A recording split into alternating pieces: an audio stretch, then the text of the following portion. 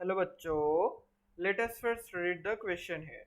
So the question states that read the given statements about lichens and select the incorrect ones. Statement A में ये कहा गया है कि they represent an example of true symbiosis.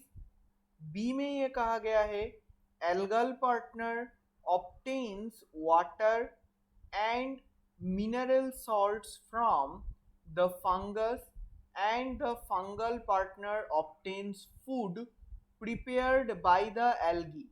सी में ये कहा गया है this grow in polluted area. D में ये कहा गया है the mycobiont is usually an ascomycetes और a basidiomycetes.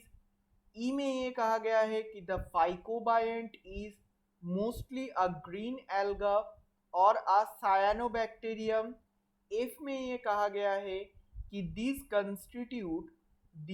constitute the pioneer community in case of hydroseri. Options में कहा गया है ऑप्शन ए में ए एंड बी, बी में सी एंड एफ, सी में A and D and D में A E and D. Let's start with the key concept of this question.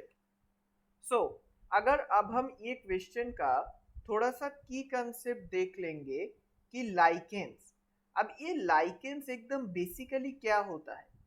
Lichens होता है दोनों डिफरेंट स्पीसीज के मेंबर का एक म्यूचुअलिस्टिक एसोसिएशन.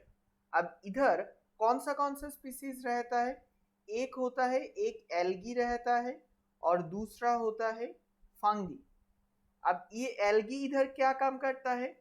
ये एल्गी इधर खाना पकाता है क्योंकि वो ऑटोट्रॉफिक है. ये इधर खाना पकाता है तो फिर prepares the food prepares the food. Whereas ये फंगी क्या करता है.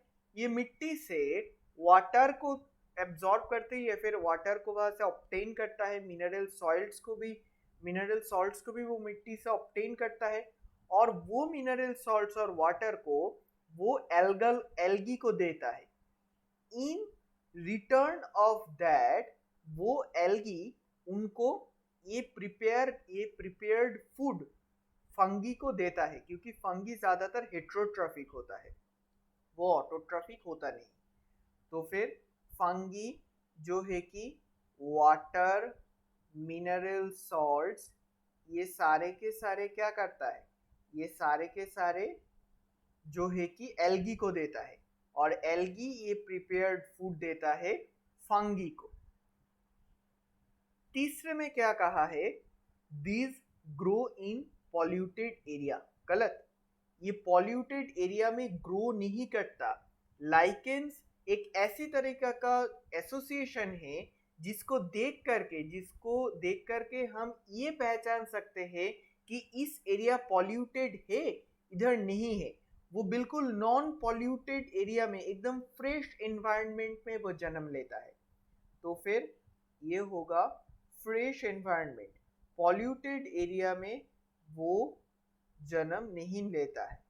वो पॉल्यूटेड एरिया में वो जन्म नहीं लेता है. इसीलिए सी जो है वो इधर गलत हो जाएगा. डी में कहा गया है कि the mycobiont is usually an ascomycetes और अ बेसिडियोमाइसिटीज. जो एस्कोमाइसिटीज और बेसिडियोमाइसिटीज कह रहा है वो एक्चुअली में फंगी है. तो फिर ये क्या हो जाएगा. ये होगा एक फंगी और ये भी बिल्कुल सच है. ई में क्या है. The phycobiont is mostly a green alga और अ साइनोबैक्टीरियम. क्योंकि ग्रीन एल्गा और साइनोबैक्टीरियम ही खाना पका सकता है. उनके पास वो पिगमेंट होता है जिसके द्वारा वो अपना autotrophic mode of nutrition show करते हैं. इसीलिए ई भी बिल्कुल सही है. एफ में क्या कहा गया है. This constitute the pioneer community in case of hydrosere. No.